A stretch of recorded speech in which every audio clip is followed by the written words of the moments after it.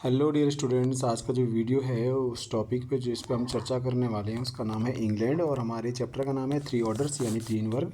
तो आज हम इंग्लैंड के बारे में डिस्कस करने वाले हैं कि इंग्लैंड की यूरोप में मध्यकालीन समय में 9वीं सदी के बाद क्या स्थिति थी या 6वीं सदी के बाद क्या कंडीशन थी, और इंग्लैंड में जो फ्यूडलिज्म का दौर है वो कब आया, कैसे आया, उस पूरे मामले पर हम चर्चा करने वाले हैं। चलिए शुरू करते हैं इंग्लैंड के बारे में।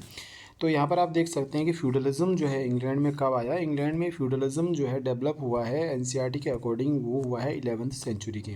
तो 11वीं सेंचुरी में इंग्लैंड में फ्यूडलिज्म का दौर स्टार्ट होता है और वहाँ पर फ्यूडलिज्म इंग्लैंड में 11वीं सेंचुरी में आता है। और उसके बाद इंग्लैंड में फ्यूडलिज्म 11वीं सदी में कैसे है उसकी कहानी सुनते हैं। तो एंगल्स और जो सेक्शंस थे वो सेंट्रल यूरोप से इंग्लैंड में 6वीं सदी में आकर के बस गए थे और सेटल हो गए थे। तो एंगल्स और सेक्शन दो ट्राइबल ग्रुप्स थे या पीपल्स थे या कम्युनिटीज़ थी। तो angles and sections communities form central Europe, यानी मध्य यूरोप है, केंद्रीय यूरोप है, वहाँ से बस गए एंग्लो और सेक्शन जातियाँ, एंगल्स और सेक्शन जातियाँ इंग्लैंड में 6वीं सदी के अंदर। और अब जो है इन्हीं के नाम से इस देश का नाम एंगल और सेक्शन के नाम से इंग्लैंड पड़ गया। कई बार इसको कई जगहों पर एंजिल लैंड या एंगल लैंड भी कहा गया है, जो कि इंग्लैंड जो है एंगल लैंड का ही एक वेरिएंट है, टाइप है। तो आप समझ गए हैं कि इंग्लैंड नाम कैसे पड़ा। एंगल्स और सेक्शंस या एंग्लो और सेक्शन जो जातियाँ थी इंग्लैंड में यूरोप से जाके बस गई थी, मोस्टली फ्रांस से, उनके नाम से बाद में इंग्लैंड नाम पड़ गया, एंगल लैंड था वो। In the 11th century, William, the Duke of Normandy, crossed the English Channel with an army and defeated the Saxon king of England। और 11वीं सदी की बात है कि जब विलियम जो कि ड्यूक था फ्रांस के एक प्रांत नॉर्मंडी का, यानी यूरोप के अंदर फ्रांस नाम के राज्य में नॉर्मंडी, फ्रांस यूरोप के अंदर फ्रांस के ज़मीन के टुकड़े पर नॉर्मंडी एक एरिया था, और वहाँ का जो ड्यूक था, ड्यूक को हम ये समझ सकते हैं कोई राजकुमार जैसा था।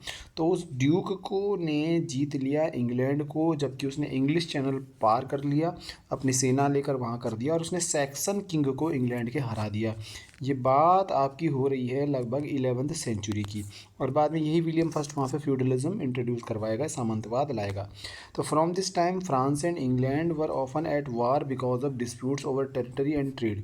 ये फ्रांस और इंग्लैंड का वो दौर है जब इनके बीच में युद्ध होते रहते हैं। क्यों? क्योंकि इनके पास व्यापार को लेकर के और टेरिटरी यानी अपने ज़मीनी क्षेत्रों को लेकर के झगड़े होते रहते थे। फ्रांस का पड़ोसी देश इंग्लैंड है, आप जानते हैं।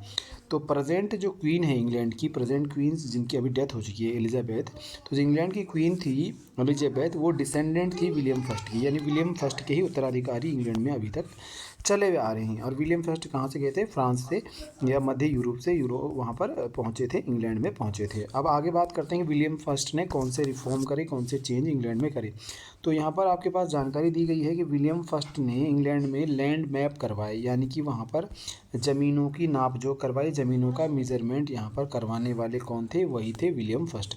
उन्होंने इस लैंड को डिस्ट्रीब्यूट कराया सेक्शंस में और 180 नॉर्मन नोबल्स में, यानी नॉर्मंडी राज्य से, फ्रांस से, यूरोप से जिन लोगों को 180 फ्यूडल्स को, नॉर्मन नोबल्स को, अभिजात वर्ग के लोगों को वहाँ पर इंग्लैंड ले गया था अपने साथ विलियम फर्स्ट। उसने उनमें ज़मीनों को बांट दिया, ज़मीनों का नाप करवाने के बाद, मेजरमेंट कराने के बाद। और lord became the chief tenants of the king and the lords became the chief tenants of. और जो नोबल्स थे, ये लॉर्ड जो थे, ये सामंत जो थे, सब जो है राजा के कृषक बन गए, उसके वफादार बन गए, उसकी ज़मीन के एक तरह से काम करने वाले उसमें बन गए। And were expected to give him military help. और ये हो गया कि अब ये नॉर्मल जो नोबल्स थे 180, इनको अब राजा की मदद करनी थी सैनिक रूप से, जब भी समय होगा, जब भी इनसे डिमांड की जाएगी। They were obliged to supply a certain number of knights to the king.